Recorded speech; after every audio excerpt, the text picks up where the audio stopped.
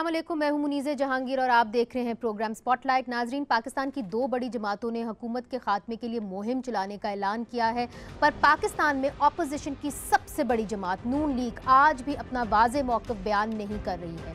क्या वो अपोजिशन के साथ इस तहरीक में होगी या खामोश रहेगी? पीपल्स पार्टी और JUIF के सरबराह मौलाना फजल रहमान की नज़रें अब मियां नवाज शरीफ के अगले लाए अमल पर टिकी हुई हैं। कल मौलाना फजल रहमान की मुलाकात नवाज शरीफ के साथ लाहौर में हुई, जिसमें माशी सियासी सूरत हाल और नैब की कार्रवाइयों पर बात हुई। मियां नवाज शरीफ साहब यकीनन बीमार हैं, पर अब भी शेर की ललकार अपोजिशन को मजीद मजबूत कर सकती है। पर मियां नवाज शरीफ को भी अंदरूनी मुश्किलात का सामना है। इनकी पार्टी और इनके अपने भाई इनका साथ किस हद तक देंगे? अगर तहरीक चलती है तो इसको लीडर या लीड कौन करेगा? क्योंकि नून लीग के अपने तमाम लीडर जैसे कि शहबाज शरीफ साहब, मरीम नवाज साहिबा, शाहिद खाकान अब्बासी साहब, ख्वाजा आसिफ, साद रफीक और हमजा शहबाज नैब की जद में हैं। और मियां नवाज शरीफ की इलेक्शन से कबल ललकार का क्या होगा? मुकाबला एक खलाई मखलूक के साथ। तो आज हमने दावत दी है नून लीग के अहम रहनुमा और साबिक वफाकी वजीर सेनेटर मुशाहिदुल्लाह साहब को, जो नून लीग के अगले लाए अमर पर बात करेंगे। आपका जी बहुत बहुत शुक्रिया। सेनेटर साहब, ये बताइए कि अभी मियां नवाज शरीफ साहब की मौलाना फजल रहमान से मुलाकात हुई, फिर माजी में उनकी बिलावल भुट्टो जरदारी साहब से भी मुलाकात हुई, आपकी भी उनसे मुलाकात हुई जेल के अंदर। इस वक्त मियां साहब इस मूड में हैं कि मौलाना फजल रहमान और जरदारी साहब के साथ मिलकर एहतजाज की तरफ जाएं? जी बिस्मिल्लाहिर्रहमानिर्रहीम। देखें, पहली बात तो ये है कि एक जो स्टेट ऑफ माइंड है ना मियां नवाज शरीफ साहब का, मैं तो वैसे आपने सवाल चूँकि ये नहीं किया, वरना मेरा तो जी चाहता है कि इस मुल्क का मीडिया इस बात पर डिस्कशन करे कि ये सब कुछ एक 1.5 साल में बिल्कुल तलपट कैसे हो गया सारा निज़ाम। अच्छा भला मुल्क चल रहा था, IMF और वर्ल्ड बैंक और दीगर अदारे ये कह रहे थे कि अगले साल जो है 6.2 हो जाएगा, उससे अगले साल GDP 7 पे चला जाएगा और ये G20 में चला जाएगा। अचानक हर चीज़ ऐसी अलर्ट अप हुई कि अब एशियन डेवलपमेंट बैंक कह रहा है कि जी 2.7 होगा, और ये बगैर वजह के नहीं हुआ, ये कॉन्स्पिरेसी के तहत हुआ। इसमें कौन कॉन्स्पिरेसी होगी? देखिए ना, इलेक्शन हुआ, लोगों ने इलेक्शन के अंदर वोट डाला और पाकिस्तान तहरीक इंसाफ की हुकूमत को चुन लिया। आप क्यों कह रहे हैं वोट अगर डाला होता तो RTS सिस्टम फेल ना होता। वोट अगर डाला होता तो नतायज को, पोलिंग एजेंटों को बाहर निकाल के नतायज को तब्दील न किया जाता। खुद आप लोग इलेक्शंस के बाद आप लोग सेनेट में जाके बैठे, नेशनल असेंबली में जाके बैठे, आपने ये भी कहा कि हम एक कमेटी बनाएंगे और देखेंगे कि इलेक्शन के अंदर धांधली कैसे हुई। अब अपोजिशन क्या करेगी? Because really the ball is in your court. आपकी तरफ सब मियां मौलाना फजल रहमान आपके पास आ रहे हैं, बिलावल भुट्टो जरदारी साहब आपके पास आ रहे हैं, और पाकिस्तान मुस्लिम लीग नून की जो एक पावर है, स्ट्रीट पावर है पंजाब में, वो तो कोई रिप्लेस नहीं कर सकता। जब तक आप इनके साथ नहीं आएंगे तो अपोजिशन में वो दम ही नहीं है। बात यह है कि हमारा जो लाया अमल है ना, हमारी बड़ी पार्टी है, फिर हम इमेच्योर नहीं है, हम अंडर 14 नहीं है PTI की तरह। हम जो भी काम करेंगे सोच समझ के करेंगे और मरहलावार करेंगे, और जब वक्त होगा उस वक्त अनाउंसमेंट करेंगे। ये फजूल के हम ये कर देंगे वो कर देंगे। देखिए ना, अब 4 साल मियां नवाज शरीफ की हुकूमत के खिलाफ धरने हुए, रोज़ाना कहे इस्तीफ़ा दे दो, ये कर दो वो कर दो। 4 साल में एक काउंसलर से इस्तीफ़ा नहीं ले सके। जो मुझे समझ में आई है, आपकी पॉलिसी होगी वेट एंड सी पॉलिसी। नहीं, कोई वेट, ये लोग अपने ही बोझ तले दब जाएं, जो आपकी वो भी है। देखिए ना, बात ये है कि वो इसलिए है कि हम तो ये समझते थे ना कि ये सारा यानी कि एक साजिश के तहत, जो लंदन साजिश थी, जिसको खुद आश्कार MKM के भी लोगों ने किया और ताहिरुल क़ादरी के सेक्रेटरी जनरल ने भी कर दिया। उन्होंने खुद कहा ना, हमने तो नहीं कहा। लोग अब ये जानना चाह रहे हैं कि माशी सूरत हाल इतनी ख़राब है, अगर एहतजाज की तरफ निकल आए, और जिस तरह जरदारी साहब कह रहे हैं कि हम तो यहाँ पे सड़कों पे आ जाएंगे, हम इस हुकूमत को गिरा के ही छोड़ेंगे। मौलाना फजल रहमान कहते हैं मिलियन मार्च होएगी। अगर इसके अंदर नून लीग भी शामिल हो जाती है या नहीं शामिल होती, अगर नहीं शामिल होती तो कोई दम नहीं अपोजिशन में, मैस प्रोटेस्ट में कोई दम नहीं। जरदारी साहब ने पहले कहा था बलूचिस्तान की हुकूमत गिर गई थी ना तो इसके बारे में कह रहे हैं ये भी गिर जाएगी। ठीक है, बात यह है, और इस हुकूमत को गिराना को मुश्किल काम इसलिए नहीं है। मगर बलूचिस्तान की जो हुकूमत जब गिरी थी, माफ़ करिएगा, वो जिन अनासिर ने गिराई थी, वो अनासिर शायद इनकी हुकूमत ना गिराना चाहे। वो एक अलग बात है। मैं एक यही तो बात है। बरसबीले तस्करा कह रहा हूँ ना। आपने क्योंकि जरदारी साहब का नाम लिया तो उनका ये उस वक्त भी यही स्टेटमेंट था, अब भी यही था उस वक्त, जो कौन क्या किया किसने उसको छोड़े, लेकिन हुकूमत तो गिर गई थी ना। बात ये है अभी फिर वही बात कर रहे हैं, जबकि महीना डेढ़ पहले नहीं कर रहे थे। अच्छा, अब चीज़ ये है कि किसका क्या किरदार होता है क्या नहीं होता, लेकिन मैं आपको एक बात बता सकता हूँ, इस मुल्क का हर आदमी हर इदारा परेशान है कि हमारा फ्यूचर तारीक हो गया ना, डार्क हो गया ना, लोगों को तनख्वाहें नहीं मिलेंगी कुछ अरसे बाद, महंगाई शंगाई तो अपनी जगह पे है, हर इंस्टीट्यूशन का बजट पे कट लगेगा समेत मिलिट्री एस्टेब्लिशमेंट के। नहीं, फिलहाल तो मिलिट्री बजट बड़ा है, बड़ा है ना, लेकिन मेरी बात सुने ना, मैं यहाँ रुक जाए ना, बात ये बड़ा है उसको छोड़ दें आप। कल को जब ये इमरान खान ने तो कहा था ना मैं 8,000 अरब इकट्ठा करके दिखाऊंगा, बड़ी बड़क मारी थी, हम 4,000 पे छोड़ के गए थे ना। मैं यही तो कह रहा हूँ, अच्छा भला मुल्क चल रहा था, अब 4,000 भी नहीं आ रहे। मगर मेरी कोशिश ये है कि मैं ये जानने की कोशिश करूं कि आपकी पार्टी जो इतनी बड़ी पार्टी है इस वक्त क्या सोच रही है। आप लोगों ने एक नारा लिया था, वोट को इज्जत दो, उस नारे उस बयानिए के तौर पे आप इलेक्शंस के अंदर उतरे थे। अब वो नारा हम आपसे नहीं सुनते। मियाँ साहब की हमने जो बाइट्स चलाई, उन्होंने खिलाई मखलूक के हवाले से कहा कि वो ही हमारा असल एक है, एनिमी है, उसी को हमने शिकस्त देनी है। अब तो वो बयानियां कहीं भी नजर नहीं आता और शहबाज शरीफ साहब तो इससे किनारा कशी करते हैं। बात ये है ना कि वो जो बयानिया था जिस पे हम इलेक्शन में गए, इसके बावजूद देखो उस वक्त 2 ही पहलवान थे ना, एक इमरान खान एक मियाँ नवाज शरीफ, यही बात है ना। अच्छा, ये जो शौकत अजीज सिद्दीकी का स्टेटमेंट तो याद होगा ना आपको, कौन सा वाला? उन्होंने ये कहा ना कि जी यहाँ पे आके चीफ जस्टिस को मेरे कहते थे कि जनाब नवाज शरीफ और मरियम को हम इलेक्शन से पहले किसी कीमत पे जेल से बाहर नहीं आने देंगे। कौन कहते थे? शौकत सिद्दीकी ने कहा ना। नहीं, कौन कहते थे? जिसको वो निकेद अब्बा जो भी कहते थे वो पता आपको। अच्छा, चीज़ ये है उसने भी खुल के बात की है, ठीक है। तो चीज़ ये है कि 2 पहलवानों में से एक पहलवान को जेल में डाल दिया और उसके बाद खतरा था कि इसकी बेटी कहीं ना आके पिछाड़ दे, उसको भी डाल दिया। इसके बावजूद उस बयानिया को जिसका आप जिक्र कर रहे हैं, वोट को इज्जत दो, लोगों ने नवाज शरीफ को वोट दिया। जिस दिन उसने आके जेल की सलाखों को चूमा ना आके अपनी बेटी के साथ, उस दिन इलेक्शन वन साइडेड था। आप याद करें आखिरी 10-15 दिन क्या हुआ है इलेक्शन से पहले। मियाँ साहब तो जेल में थे ना, ये कुर्सियों से खिताब करते थे और हमजा और शहबाज शरीफ और हमारे दीगर लोग 60-60, 80-80 हज़ार के जलसे करते थे, लेकिन हार हम गए, जीत हो गए। जिन्हें कब देखे ना, ये फवाद है मसलन, फवाद चौधरी सुन लें, इसके यहाँ जलसा करने इमरान खान गया था, वहाँ पे लोग नहीं आए, वो जलसा नहीं कर सका, जो इसको बुरा भला का गालियाँ दिए, अखबार में छपा, और वो एमएन भी जीत गया, एमपीए भी जीत गया, और उसका फर्स्ट कजन भी एमएन ने जीत गया। ये हुआ ना। बात ये कि आप कहते हैं सिलेक्टेड, आप कहते हैं लाडला, तो फिर ये किसका लाडला है? किसने इसको सिलेक्ट किया है? इमरान उसने खुद बताया कई दफा कि मैं अंपायर की उंगली पे बैठा हुआ हूँ, मैं अंपायर उंगली खड़ी करेगा तो मैं जीत जाऊंगा। उसने तो शर्माया ही नहीं ना, उसने तो कहा कि जी मैंने ये चॉकलेट लेनी है। बात ये है कि पीटीआई बड़ी उससे आई थी कि जी हम तब्दीली लाएंगे, फिर उसने इमरान खान ने कहा पीटीआई जाए जहन्नुम में, मुझे वजीर आजम बनाओ, चाहे मेरे पे किसी भी किस्म का धब्बा लगे। और उसने अपना मुंह काला कराया और वो वजीर आजम बन गया, सिलेक्टेड वजीर आजम, कठपुतली वजीर आजम।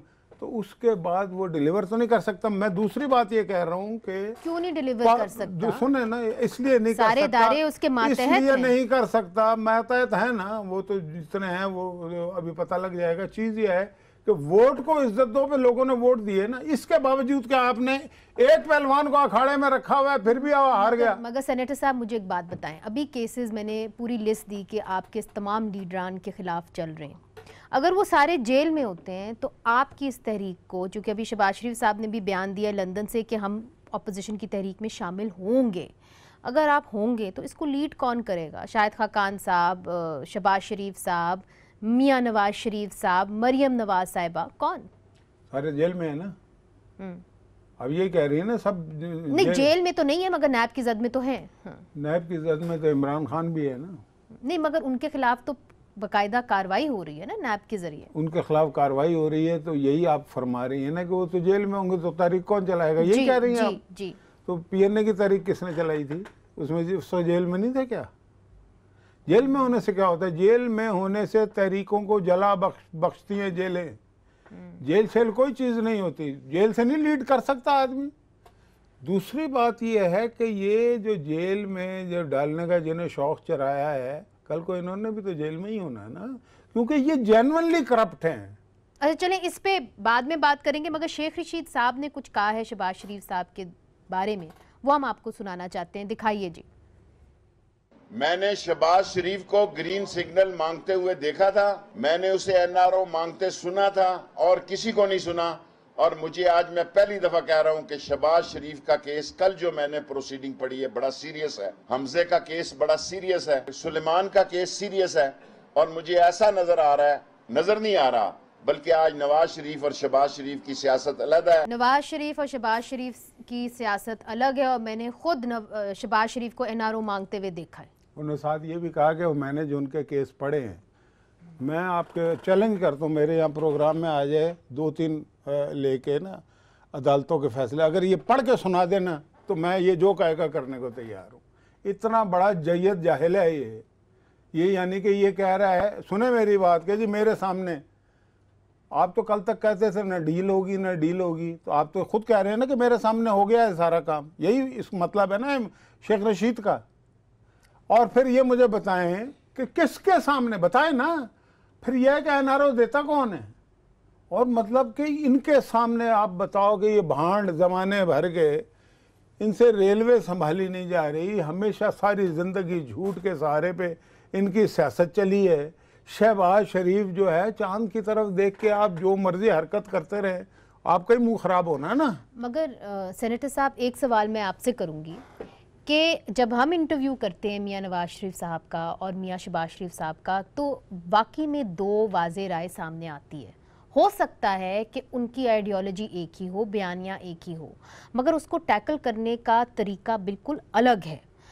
शहबाज शरीफ साहब कहते हैं मुफाहमत के साथ चलो, एक दूसरे से बात करके चलो, और जो लोग लाते हैं या ले जाते हैं उनसे बात करके चलो। मियां नवाज शरीफ साहब कहते हैं वोट को इज्जत दो। तो एक फ़र्क तो है। देखें, इस इलेक्शन से पहले क्या शहबाज शरीफ ने वोट को इज्जत दो के नारे नहीं लगाए जलसों में? बताएं। So he will eventually follow his brother. देखें, मैं यही कह रहा हूँ, ये जो आप फरमा रही हैं ना, ये बात दुरुस्त है। आपका कोई भाई होगा, कोई बहन होगी, ज़रूरी नहीं है आप एक तरह से सोचें, मुख्तलिफ होता सोचने का अंदाज। लेकिन ये बातें पिछले 25-30 साल से हम सुन रहे हैं, मुशर्रफ के भी दौर में सुनते थे, याद है ना आपको? बिल्कुल बिल्कुल। लेकिन हुआ क्या था कि जब मतलब फैसले का वक्त आया तो शहबाज शरीफ कहाँ पे खड़े थे? ठीक, अभी हमने छोटा सा वक्फा लेते हैं हम, मगर और बहुत सारी बातें आपसे करनी है। नून लीग की जो वाज़े पोजीशन है बहुत सारे नेशनल इश्यूज़ के ऊपर, जिस तरह के फ़ौजी अदालतों के ऊपर, वो भी वाज़े नहीं है। इसके ऊपर बात करेंगे वक्फे के बाद। वेलकम बैक नाजरीन, हमारे साथ हैं सेनेटर मुशाहिदुल्लाह साहब। सेनेटर साहब, आजकल बहुत बात हो रही है इस्लामी सदारती निज़ाम के बारे में। आपने देखा होगा कि एक टीवी चैनल पोल भी चला रहा है। इसके ऊपर आपकी पार्टी का वाज़े मौक़िफ़ क्या है? बात हो रही है कि जी तब्दील होना चाहिए, पाकिस्तान का निज़ाम ही तब्दील होना चाहिए। ये अभी तब्दीली एक तो लाए है ना, ये जो लोग ये बातें कर रहे हैं ना थे ना कल तक, वो ये जो तब्दीली लाए इसका हशर देख लिया ना। मैं ये समझता हूँ कि जो चीज़ें सेटल्ड हैं उनको नहीं छेड़ना चाहिए, चाहे वो 18th अमेंडमेंट है, चाहे वो प्रेसिडेंशियल या पार्लियामेंट्री रिफॉर्म ऑफ सिस्टम है।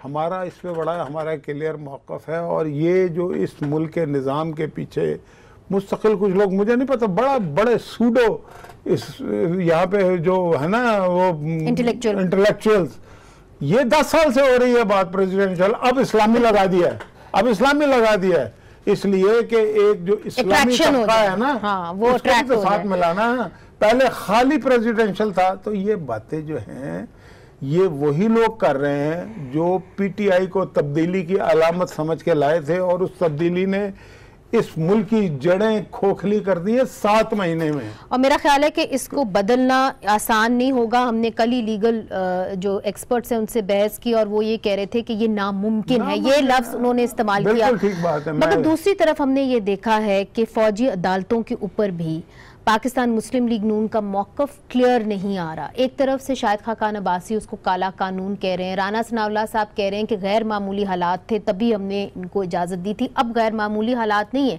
पाकिस्तान पीपल्स पार्टी कहती है कि किसी भी हालत के अंदर ये एक ऐसा इकदाम है कि हम इसको वैलिडेट नहीं कर सकते, क्योंकि ये एक्स्ट्रा जुडिशल एक कदम था। आप इसको कैसे देखते हैं और नून लीग का मौकफ इस पे वाज़े तौर पे क्या है? देखिए, अभी इस पे गौर ही नहीं किया। बात यह है कि सर अभी तो मौका आ गया ना, जब आएगा तो इसका गौर देखें। मैं आपको मैं मौका भी दे रहा हूँ ना। अभी पार्टी में CWC में तो इस पर डिस्कशन नहीं हुई, जब होगी। लेकिन मैं अपनी बात करता हूँ। बात यह है कि एक मारूजी हालात थे, वहाँ पे पेशावर स्कूल में हमला हुआ था, बड़ी उस वक्त जो दहशतगर्दी की फिजा थी, आज तो नहीं है ना वो। और ये किसने ख़त्म किए? ये मोहम्मद नवाज शरीफ ने आके ख़त्म किए है ना। हमने उस वक्त समेत पीपल्स पार्टी के, बेशक आज वो एक्स्ट्रा जुडिशल उसको कहें, लेकिन उस एक्स्ट्रा जुडिशल के हक में वोट दिया था और रजा रब्बानी ने रोते हुए दिया था, अगर आपको याद हो। अच्छा, लेकिन इसका ये मतलब नहीं है कि दैट वाज फॉर एवर। एक हालात एक वक्त में होते हैं, वो सारी जिंदगी के लिए नहीं होते। अब ये गौर करना पड़ेगा, इस पर डिस्कशन करनी चाहिए बयान देने के बजाय कि ये सब क्या हालात हैं, जरूरत किस चीज की है। जरूरत नहीं है तो कोई जरूरत नहीं है, ठीक है, बुरा ना बनाइएगा। मगर लोग ये कहते हैं कि जब पॉलिटिशियंस के ऊपर अपनी आती है तो तब वो इंसाफ की बात करते हैं, मगर जब गरीब का बच्चा मिलिट्री कोर्ट्स में मारा जाता है और उनको फोन आता है कि आइए आप लाश उठा लें, और पता ही नहीं होता कि किस क्राइम के तहत पकड़ा, किस क्राइम के तहत उनके खिलाफ कार्रवाई की, तो तब तो सियासतदान नहीं बोलते। बात यह है कि सियासतदान ही बोलता है और सियासतदान ही इस मुल्क में तकलीफ उठाता है, कोई और नहीं उठाता। मुझे एक बात बताएं, सियासतदानों ने तकलीफ उठाई, साफियों ने, निसार उस्मानी ने उठाई, हुसैन नकी ने उठाई, और भी कुछ साफियों ने उठाई है, इसमें कोई शक नहीं है। लेकिन सियासतदानों ने ज्यादा उठाई ना। ये जो आपने बच्चे का सवाल किया ना भाई, बात ये है कि ये सवाल आप उस वक्त करें जब एक्सट्रीम पावर जो है ना वो सियासतदानों के पास हो, वो तो नहीं होती ना। लोग ये कहते हैं कि आप खुद अपनी पावर दूसरी इंस्टीट्यूशंस को देते हैं, इसीलिए मैंने आपको मेमो केस का किया। इसका कोई हवाला है हुसैन हक्कानी से नहीं है। उलट कर दें इसका, आप उलट कर दें। हमने पावर जो है एस्टेब्लिशमेंट से ली है, अभी नहीं ले सके। ये मीडिया आप जो बैठी हुई हैं, आपकी जो पावर थी सलब थी, हमने तो नहीं की थी सलब। आप भी ऐसा ऐसा रीगन कर रहे हैं ना, तो इसका मतलब है कि आपकी और मेरी पावर जो है वो कहीं और थी, जो हम दोनों कोशिश कर रहे हैं। अच्छा, उसके लिए हमें तकलीफ उठानी पड़ती है, मीडिया को भी उठानी पड़ती है, हमें भी तकलीफ, और आज तक उठा रहे हैं। और फिर गिला भी, फिर भी हमसे ये गिला है कि वफादार नहीं, और हम वफादार नहीं, तू भी तो दिलदार नहीं, तो वो दिलदारी दिखाएंगे तो फिर वफादारी की बात होगी ना। आप एक जीरक सियासतदान हैं, ईद के बाद जून जुलाई के महीने के अंदर आप क्या देखते हैं? अगर ये ऑपोजिशन की पार्टीज इकट्ठी होती हैं तो क्या मिसाके जमहूरियत के जो नुकात थे उसके ऊपर अब कोई पेशरफ्त हो जाएगी? चूंकि वो तमाम नुकात जो थे उनमें से कुछ भी नहीं, बल्कि एक या दो नुकात के ऊपर अमल हुआ, बाकियों के ऊपर हुआ ही नहीं। हुआ। अच्छा, बात ये है, मैं गुजारिश करता हूँ, देखें एक किरदार तो अदा करना पड़ेगा ना सबको मिलजुल के, और वो ये जो मारूजी हालात होते हैं ना, ये जो हालात का जबर जिसको कहते हैं, ये खुद ब खुद इकट्ठा करता है। अपोजिशन के पास कुछ देने को नहीं होता एक दूसरे को, हुकूमतों के पास तो लिहाजा अभी कुछ वक्त है। नहीं, वक्त तो देखे ना, हम वो ओछा हाथ नहीं मारेंगे। मैं ये समझता हूँ कि ये कठपुतली हुकूमत है, ये जबरदस्ती लाई गई है, ये पाकिस्तान डिमांड इलेक्शंस दें सर। ये मेरी बात सुने, इलेक्शन ही होंगे इवेंचुअली, मिड टर्म इलेक्शन, ये अर्ली इलेक्शन, मिड टर्म नहीं, मिड टर्म बहुत दूर की बात है। बात यह है अर्ली इलेक्शन की बात करें। हम अभी भी अपोजिशन सेनेट और कौमी असेंबली में इकट्ठी तो है, ठीक है, फॉर्मली फॉर्मेशन नहीं हुई, ठीक है, फॉर्मेशन देखना हर चीज होगी तो होगी ना। अब एक तो ये पहला स्टेप होगा कि नेशनल असेंबली और सेनेट के अंदर फॉर्मेशन होगी, फॉर्मेशन होनी चाहिए, फिर सड़कों की तरफ आप लोग नहीं देखे, पहले अदारों, ये जो पार्लियामेंट है उसे इस्तेमाल किया जाता है, फिर उसके बाद एक वक्त आता है कि पार्लियामेंट भी इसको भी इस्तेमाल किया जाता है, सड़कों को भी इस्तेमाल किया जाता है। लेकिन मैं ये कह रहा हूं कि ये धांधली ज़्यादा हुकूमत है, इनका हक नहीं था हुकूमत करने का, ये जिस एजेंडे पे काम कर रहे हैं उससे पाकिस्तान के अवाम को बदहाल कर दिया इन्होंने। इनका अगर हाथ ना रोका गया तो खुदा न खास्ता ये मुल्क डिफॉल्ट होने जा रहा है, और खुदा न खास्ता अगर ऐसा हो गया तो इसको संभालना किसी के बस में नहीं रहेगा। बहुत बहुत शुक्रिया सेनेटर साहब। चलते हैं एक वक्फे की तरफ, और वक्फे के बाद हम आपको एक बहुत ही खास मेहमान से मिलवाएंगे। बुशरा अंसारी से आपकी मुलाकात करवाएंगे और उनकी जो एक म्यूजिक वीडियो वायरल हुई है उसके ऊपर बात करेंगे वक्फे के बाद। बुशरा अंसारी साहिबा, बहुत बहुत शुक्रिया में ज्वाइन करने का, और आपको मुबारक हो, आपकी दोनों बहनों को भी मुबारक हो कि आपने इतनी अच्छी म्यूजिक वीडियो बनाई जो इतनी मकबूल हो गई है। मुझे ये बताइए कि वो क्या इंस्पिरेशन थी कि इस जंग के माहौल में आपने इतनी खूबसूरती से अमन की बात की। मेरी बड़ी बहन नीलम अहमद बशीर जो मेरे वालिद की लेगेसी सही मानों में चला, मैंने फिर असमा के साथ मिलकर इसको बनाया। इस म्यूजिक वीडियो की जो बीट है ये बहुत कैची है, और जब से मैंने सुनी है मेरे जहन के अंदर है। तो मुझे ये बताइए कि ये जो बीट है इसकी कॉम्पोजिशन किसने लिखी? देखिए, ये सब चीज़ें मिलके हमने एक टीम की तरह की, लेकिन इसमें मैं ज़रूर कहूँगी कि ये कॉन्सेप्ट मैंने बनाया कि इसको हमने कैसे करना है, इसको मैंने एग्जीक्यूट कैसे करना है। फिर कासिम अजहर हमारे एक बड़े यंग टैलेंटेड म्यूज़िक डायरेक्टर है, म्यूजिशियन है, उनके पास में गई, बैठ के मैंने उनको समझाया कि इस तरह करें, इस तरह करें। और फिर कुछ ये जो गाने हमने डाले हैं, थोड़ा एंटरटेनमेंट एलिमेंट भी डाला, वो सब मेरी एक समझे एफर्ट थी, जिसको कि कासिम ने बहुत अच्छी तरह समझ के और ये बना दिया। अब वो बीट वैसे कैची इसलिए भी है कि वो हमारे दिल की आवाज़ है, दिल की धक धक है वो। बुशरा साहिबा, आपने कहा कि ये आपके दिल की बात है, तो हमने अक्सर देखा है कि जो अदाकार होते हैं वो सियासत के ऊपर बात करने से घबराते हैं, मगर आपने अपनी दिल की बात जो है, एक सियासी बात इतनी खूबसूरती से कर दी। यकीनन आपने ये बात तब की जब वाकई में कशीदगी थी दोनों मुल्कों के दरमियान। तो ये बताइए कि तनकीद तो ज़रूर हुई होगी। तनकीद बहुत कम सुनने में आई है, और मैंने फ्रैंकली स्पीकिंग ये भी कहा कि जहां मैंने इसको अपने यूट्यूब चैनल पे लॉन्च किया है, मैंने कमेंट्स बंद कर दिए हैं। मुझे ये यकीन है कि 99% लोगों को ये प्यार आया होगा और पसंद आई होगी बात, क्योंकि मैंने किसी हुकूमत के ख़िलाफ़, किसी सियासी एजेंडा के ख़िलाफ़, या किसी फ़ौज के ख़िलाफ़, या किसी चीज़ के ख़िलाफ़ हमने कोई बात नहीं की है। हमने एक प्यार का मैसेज सादा अल्फाज में, सादा अंदाज में बयान किया है। बुशरा साहिबा, आपकी वीडियो को तो हिंदुस्तान में भी बहुत सराहा गया है। मुझे ये बताइए कि मुस्तकबिल में क्या उनके अदाकारों के साथ मिलकर आप कोई को प्रोडक्शन करेंगी? मेरी दोस्तियां हैं, कुछ इंडस्ट्री के लोगों से भी हैं, लेकिन मेन स्ट्रीम सिनेमा से मैं बराह रास्त मेरा कनेक्शन नहीं है। गुलजार साहब जानते हैं हमारी फैमिली को, मेरे फादर के हवाले से, मेरी बहन नीलम के हवाले से, या जावेद अख्तर जानते हैं, शबाना जानती हैं, लेकिन काम करने का, इंटरेक्शन करने का मौका नहीं मिला। और फिर जो लोग कर रहे थे हमारे इतने आर्टिस्ट वहाँ, तो उन्होंने बहुत बुरी तरह, जैसे कहना चाहिए, डिस्करेज किया। वो पहल उनकी तरफ से हुई जो कि अच्छी बात नहीं है, क्योंकि पाकिस्तानी अवाम हो या इंडियन अवाम हो, वो फनकारों से यकसा प्यार करते हैं।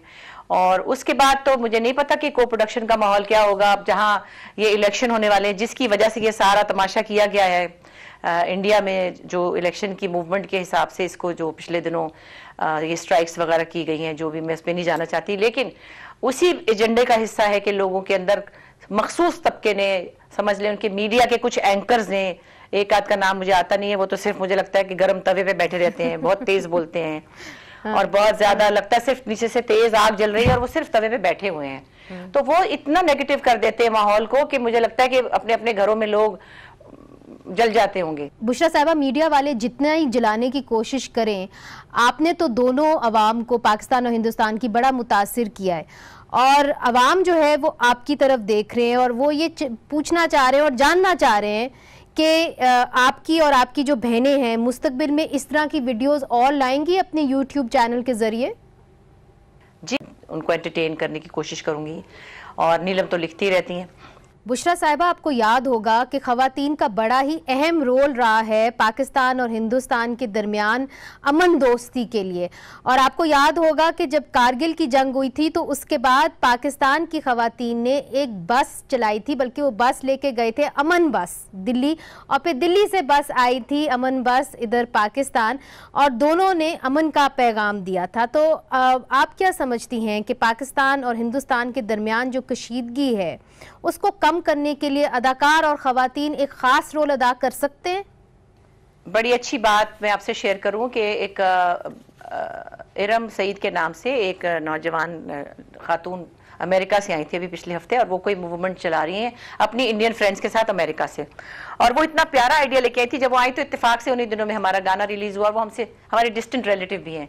वो तो मतलब शी वाज इन टीयर्स कि ये मैंने सोचा और आपने तो ये कर ही दिया। वो वाघा बॉर्डर पे, वहां से bunch of women they were coming on Wagah border, and यहाँ से कुछ औरतों का ग्रुप, और वो चुन्नियां बदलवाना चाहते थे एक दूसरे के साथ, चुन्नी वटाना, जो दुपट्टे एक्सचेंज करना चाहते थे।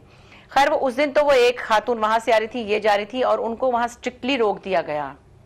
उसकी बात है कि वो मुझे उस तरह से नहीं लगता, लेकिन इंसानों से इंसानों के राब्ते में माँ का जैसे किरदार होता है ना, इसी तरह औरतों का किरदार होता है। आपने बिल्कुल दुरुस्त कहा, और अगर ऐसा होगा तो स्टार पावर ऐसी होगी कि मेरा ख्याल है कि आपके पीछे बहुत सारे फॉलोअर्स आ जाएंगे बॉर्डर पे। मगर आपने अहम बात की, आपने कहा औरतों का एक अहम किरदार होता है, और इस वीडियो के अंदर आपने कहा, एक हमसाई ने दूसरे हमसाई को कहा कि भुक्का मेरा बाल है तो भुक्का तेरा बाल है। तो हमने देखा है कि दोनों मुल्कों के दिफाई बजट तो बड़े स्ट्रॉन्ग होते हैं, मजबूत होते हैं, मगर दोनों तरफ जो है अवाम जो है वो गरीब है, तालीम नहीं है। तो आप समझती हैं कि हमारे हुक्मरानों को दिफाई बजट से हट के तालीम के ऊपर और अवाम की बेहतरी के ऊपर, फलाह बहबूद के ऊपर ज़्यादा खर्च करना चाहिए? जी, ये तो एक बहुत ही मोटी सी बात है जो हमने कही कि जाहिर है हमारे जो इकोनॉमिकल प्रॉब्लम्स हैं वो सिमिलर हैं, बल्कि कहीं कहीं मुझे इंडिया में ज़्यादा खौफनाक नज़र आते हैं, क्योंकि वो बड़ा मुल्क है, बड़े मसले हैं, बड़ी आबादी, बड़ा कुछ है।